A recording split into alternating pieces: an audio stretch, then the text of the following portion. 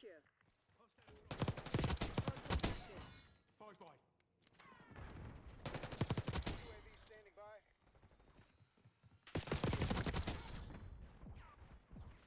Hardpoint locked down.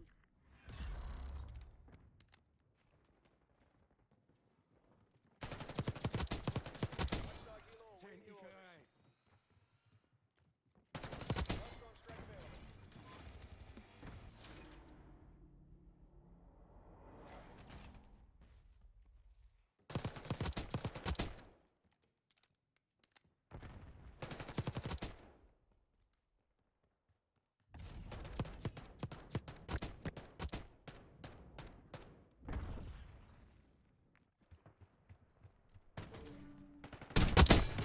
You're never out of my reach. That was just for you. Angle eliminated.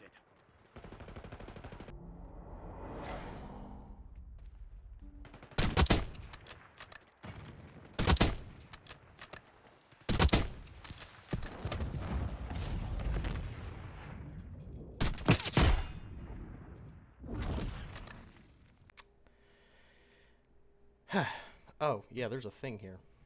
It's a big-ass thing of water. Donk! There we go. What's going on, guys? It's your boy Corboy. We're back at it again today with a new video, and we're back over here on Black Ops 6 for the another day. But I actually have some things that I want to talk about because I did that whole Black Ops 6 video yesterday, and it kind of has led me to think about kind of just in general the state of gaming and things of like that nature, just like what's been going on in the gaming world. And I've you know, kind of praised this game quite a bit so far, at least during this beta phase, and I've been like thoroughly enjoying it, like consistently playing. Unfortunately, we didn't get to stream it last night. I kept having this weird network issue that kept popping up on my end, and I got really tired of dealing with it, so I said, fuck it, we'll just go play Halo, and that was fun.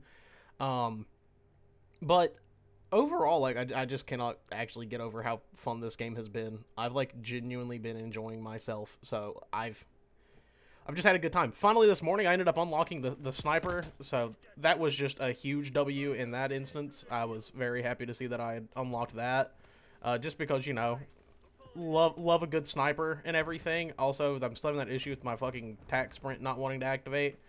I'm trying to figure out a good build on this thing, trying to level it up to get a good build on it, because it does take some time, and you don't get a lot of the faster, like, attachments until later on. Of course, if you're playing Warzone whenever this game comes out, I'm not going to be, because I don't like Warzone personally. It's not my thing, but you're definitely not going to be using, like, a speed build in that, but you are in multiplayer, and I want to be able to actually go for some fucking clips that look cool and not kind of slow and sluggish, because that's not fun. And that's not what people want to stare at. There we go, finally hitting our shots. Oh, God. I also, like, kind of have consistently forgot how sniping has changed in COD over the last couple of years. I'm so... listen, buddy, it's still the BO2 brain, okay? I still got a little bit of that going on.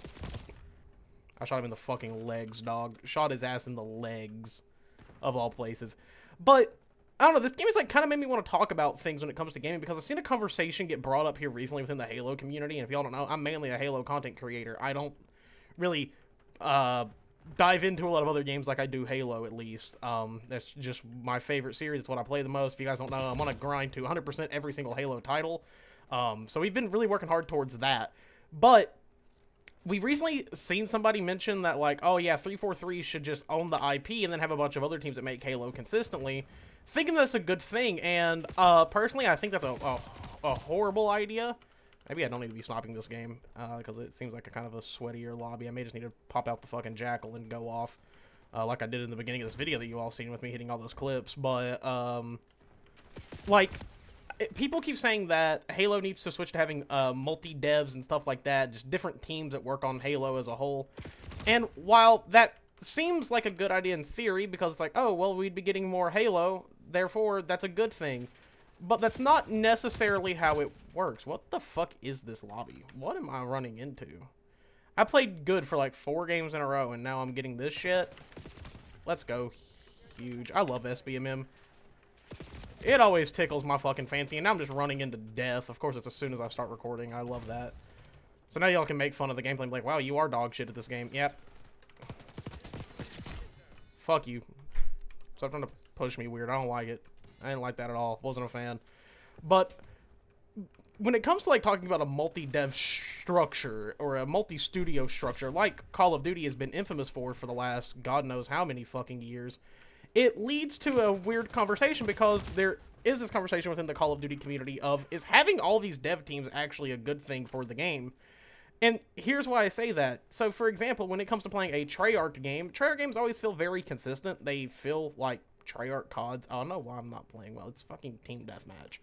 I cannot wait till I can actually, like, choose which modes I want. I don't like playing team deathmatch. People play team deathmatch weird. There's no structure to the match flow, and I dislike that a lot. But when it comes to a Treyarch game, like, you kind of know what to expect because Treyarch has a very solid standpoint on, like, what Call of Duty is and how to make these games. They feel much more arcadey, they feel much more fluid and fast-paced, compared to, for example, Infinity Ward or Sledgehammer. Even though Sledgehammer actually does kind of follow the structure of what Treyarch does with having a more arcadey style, they're all different in their own ways, and it leads to this weird discrepancy as to what COD is as a title. It doesn't know if it wants to be a tactical shooter whenever it comes out through Sledgehammer, or if it wants to be just a goofy-ass arcade shooter, like whenever we go through Treyarch and get these games. And personally, as someone who mostly only likes the Treyarch titles anymore, there's no shot we're camping in here. That's crazy. But as someone who only really prefers the Treyarch games anymore, just because they really do scratch that itch of being very fast-paced, very arcadey, a lot more casual, which is really how I play COD. I'm not trying to go pro in this game. I don't. Personally, I don't think COD is a competitive game. That's just my personal opinion. I think it's the easiest FPS to pick up and play. It's just, I don't know. It's what I would consider brain-dead fun. And that's not a bad thing. I don't think that's a bad thing. There are games that just need to be brain-dead fucking fun, and COD just happens to be one of them. It's just how it is, and how it goes. Sit down. Don't try that shit on me. What in the fuck are we doing? What is that? Dude is laying prone sideways with his gun cocked the other way, shooting down a fucking hallway. You are a psychopath, buddy. There's no ifs, ands, or buts about that. You are just a fucking creature. But it does lead to this weird discrepancy as to what COD is compared to other games that don't get releases like that because there's only a single dev team working on them, which is very weird to me and always been something that's like thrown me off about COD, especially in recent years where, you know, it seems like Treyarch has one vision of like, yep, we make these games really arcadey, really fun, very fast-paced. They're not really serious either, which is one thing I've always loved about Treyarch games. But it's weird. Like I said, it just causes this weird discrepancy between titles, and I don't think we need that with Halo. If anything, I think COD kind of needs to stray away from that. I completely agree with people who say that COD needs like a 2-3 year cycle. And, you know, maybe instead of having like 3 or 4 dev teams working on them, because we do got to count Raven in there because they do help with development, it leads to this weird, like, breakup of ideas for games and stuff of that nature, and I don't personally like that. I think, personally, if any game or any team was to take over Call of Duty as a whole, I think it should be Treyarch. I think Treyarch is just the most consistent. They know exactly what the fans want. They actually work really well with the community and stuff like that, compared to, for example, Infinity Ward, which seemingly don't really like to listen to it, and they have an idea and they stick to it for an entire year, and that can be good or bad. I mean, look at MW2, for example. It felt like a huge step backwards for the whole series after a couple of years, because we had MW 2019, which succeeded in so many fucking ways. Even though I don't personally like that game, I know how well that game succeeded. And then we had Cold War, which I personally liked a lot more. It felt more arcadey. It felt more like what I would consider to be a Call of Duty title. And then we had Vanguard, which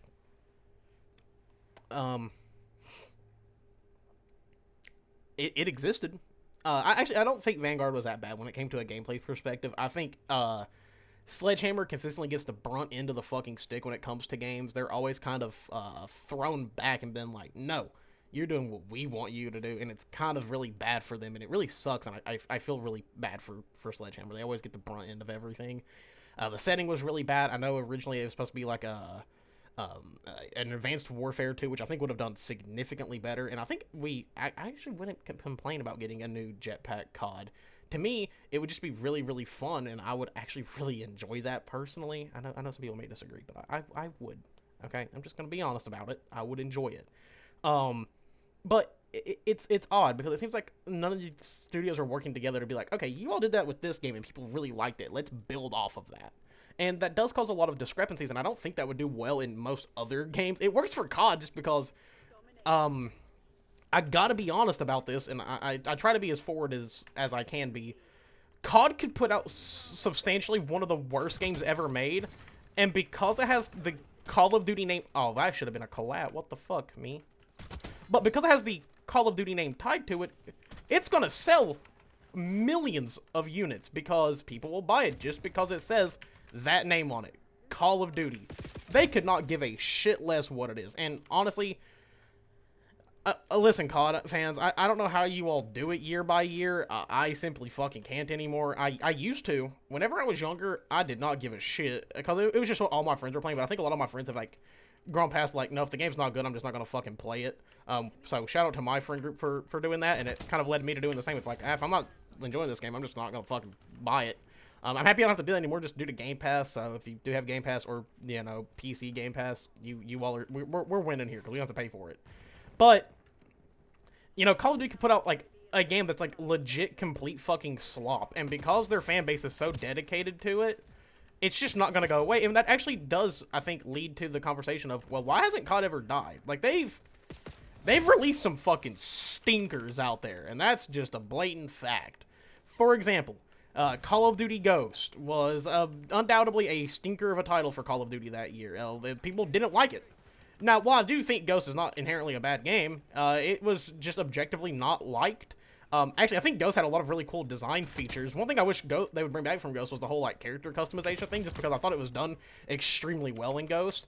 But then, for example, a couple years after that, we got Infinite Warfare, which was regarded as one of the lowest years for the series. And it was a year that split up the community because we had MWR, which people really revered as good.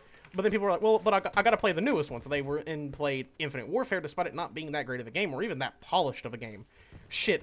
I remember when that game came out and it was in its beta. And me and my friends were like, oh my god, we're going to go play it. We're going to have a lot of fun. And literally on console, the game had frame rate issues. Like, there were times where it would be trying to run, you know, I think it was, nah, it would have been 60 at the time. It would have been like 30. But, like, you would dip so fucking low, the game became unplayable. It was such a weird fucking time for COD as a whole. It was just like, well, what the fuck do they want to make here? Like, the game had cool, like, structures and everything, but also the entire year, there was just, like, one gun meta, NV4, I'm looking at you. But the game just had a lot of issues, and it wasn't really regarded as a high point for the game. And then after that, there was World War II, and then Vanguard.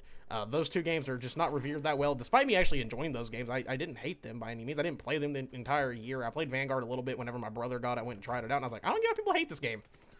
But, to a degree, I do. World War II is kind of overdone at this point. I don't think people want it. I think if we went, you know, years without it, maybe there would be a group of people that would be like, yeah, this would be really cool to see.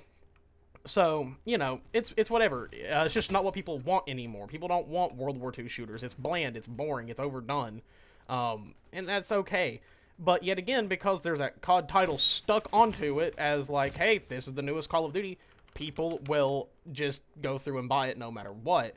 It's, you know, kind of whatever. It's cool. I don't think people should do that. I think it does create just like a really weird environment for how games should be made and what people should expect. So that's just my personal opinion. If the game is clearly just being done haphazardly, then I don't think it should be played. Now, of course, I guess people will argue with me on this because I, you know, refuse to read into things. But for example, like Halo Infinite, you know, people will be like, oh, well, why do you play that game? Was made very haphazardly. But there was like so many issues with development, and the game actually still at its core is very good. And, you know, I think we have seen over the last couple of months that 343 has actually really tried to fix that whole thing and actually, you know, put that game in a good standing with the fans. And I really do respect them for that, you know, despite the control that Microsoft has over things. And I do, you know, why was that not a collab again? What the fuck? What? So you're telling me I can wallbang that with an AR, but I can't with a fucking sniper rifle? Sure. Sure, Call of Duty. I don't even know how to react to that one. That was crazy. But I feel like the game's actually trying to like fix itself. I love Call of Duty game chat. It is a baffling time. I didn't even know there was text chat. I'll turn it off after this video. I don't give a shit. I'm sitting here trying to talk. But I don't know. It's odd. It leads to this just weird conversation of, well, what should be expected from devs? And you know, I don't have a say in what should be expected from dev teams. There's a lot of issues within the gaming community currently. I mean, I just did a whole video talking about the issues with how dev teams are ran or how they are viewed and such, and it leads to some very weird open conversations about, is the gaming world kind of becoming way too corporate and stuff of that nature? And I do think it is, because people don't realize just how much say, god damn, he threw my ass, but people don't realize just how much say, like, these big publishers and people who really invest in these games to make them what they are have as a say within these games. And it's not a good thing either. I hate to break it, but it's not. There has been such a huge change in gaming over the last 10 years, and I don't mean that in a good way either. At least most of the time I don't. There's a lot of, like, there's cool things that have happened, and I think that is, like, one of the good things about, like, indie games and such of that nature, and I wish people would actually give those more love and attention than they do. There's also this weird conversation that I'll be talking about later, but that's besides the point currently. But there's a lot of really bad things that have happened due to, like, how corporate monetized these games have got, due to just the popularity in gaming changing. And I think we've seen that really spark over COVID, for example, because people were like, oh, well, people like this a lot, and this is like a hobby people can have, and we can milk it for money. And it's, that's not good. It's just being into something to milk it for money. It's just bad. It creates this weird toxic environment of games being very heavily monetized like we've seen. I don't think games have ever been as heavily monetized as they are now, which is just in general not a good thing to have in most games. Also, I really hate how slow this thing is currently. I can't play like I want to play. Got fucking flashed. I got a fucking hit marker on that? Fuck you. Shot that fucker in the chest cavity, and he was just like, no, I'm good. I'm fine. But this heavy monetization of all these games really does create just a toxic environment. I think for gamers overall, it makes games feel like you have to pay for everything, or if you're not paying for it, you're not enjoying it to its full capacity. And, yeah, I guess as somebody who grew up in the 2000s when DLCs were a thing, DLCs were kind of viewed as malicious as well, but I don't think nearly as malicious as a lot of these, like, paid things are in games, especially like battle passes and such. I think battle passes have definitely really hurt games in this weird monetization way where it's like the FOMO effect, where it's like the fear of missing out on everything. Like, oh, if I don't get this now, I can never get it again. Therefore, you just end up buying it and spending a ridiculous amount of money. I also like how I can just keep picking those up. That's really cool. Is that the infinite ammo glitch? Oh, damn, he got him. But I don't know, having that, like, fear of FOMO, which is, like, one thing I've praised Infinite on so much, is that they don't have that. You can go through and access the old battle passes. You can access the operations. There's now the exchange where they're adding old content that hadn't been in the game for a while, and now you can obtain it for free, which eliminates that whole FOMO thing, where people can just get the things that they want. And to me, that's just huge for games as a whole, is not creating that, like, weird fear of missing out thing where people are like, well, if I miss out this, why would I continue playing this game? And it's just odd. I think it's just very negatively impacted the whole gaming community as a whole, and it's really unfortunate to me. Of course, there's also, like, gamers don't have a lot to say either, because gamers have also openly affected games in negative ways, and it's bad. I know Nadeshot recently spoke on it, and I really do respect him for speaking out on this whole thing. But, like, a game will come out, and because it's not, like, some huge title, people are like, game's gonna die instantly. There's, like, a negative connotation set with, like, new titles coming out. As soon as they do come out, and it's bad. It's like we don't allow new games to flourish because people just hope for their downfall as soon as they come out, and that doesn't help anything. Now, of course, there's bad games, and there's nothing wrong with that. There are just objectively bad titles that come out every year. But I didn't want this. Give me that. Thank you. But having, like, an already set notion of I want this game to die really does create just a negative effect, and it doesn't allow games to actually flourish. It actually sets games back a lot. So not allowing these games to actually grow and expand and become their own identities, these new IPs that'll be coming out and stuff of that nature, it's just overall just really bad for gaming as a whole, and it's really unfortunate in my personal opinion. And I do wish that's something that people would stop doing. I even made a comment on it recently when a friend of mine was talking about it on Twitter, and I was like, yeah, I just wish people would enjoy their games and have fun with them, and that's what I try to do. I'm not sitting here to try to knock down games. Now, I'll talk about my issues with games.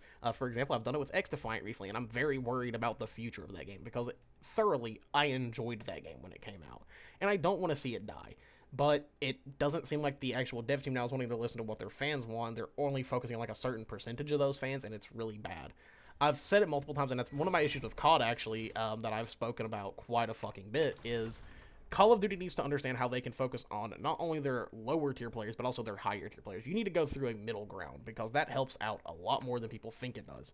It's actually just really good for the game overall, because it gives people their own kind of say with the game, and they can be like, oh no, well, there may be this, but I can do this and still enjoy the game. It's a whole weird conversation that has been brought up time and time and time again, and I don't think that conversation needs to die until it gets understood. Like, there are multiple different player bases. There's like good casual players, which is, I'd say, what I would fall into most of the time. I don't play most games super heftily like that other than Halo. But then on top of that, you have the pro players, and you have the extremely casual players who may just hop on after work to play with some of their friends, or just to enjoy themselves and relax for an hour or two. And when you're only focusing on the lowest percentile, like the lowest grade or the highest grade of player, you leave out this middleman who plays the game consistently, that knows what the game should have, but you're only listening to these two brackets of people. And it's really, really fucking weird to me. But I don't know. There's like a whole issue of things that are going on in the gaming world that just kind of bugged me and kind of made me worried about the future of gaming, especially with games like Call of Duty, Halo, the whole conversation of multiple dev teams, the whole focusing on the wrong area. And we've even seen that in Halo recently, and I think people are starting to get tired of like only pro players being listened to, which takes away from the casual experience, and it's weird. But I do want to do like a full video on this where I sit down and talk about it, because I think I'm going to just plan out a script with it and kind of have like all my ideas, because this video is kind of discombobulated, but it's for a future thing. Tomorrow I have a video coming out on Halo. I have a huge Halo video coming out tomorrow, things that I've been dying to talk about, things that need to be talked about within the Halo community involving MCC, so be on the lookout for that. But other than that, guys, I'm going to head out of here. Come by the stream tonight. Come have fun with us. We're going to be trying to stream the beta. We weren't able to last night, but we're going to try to today.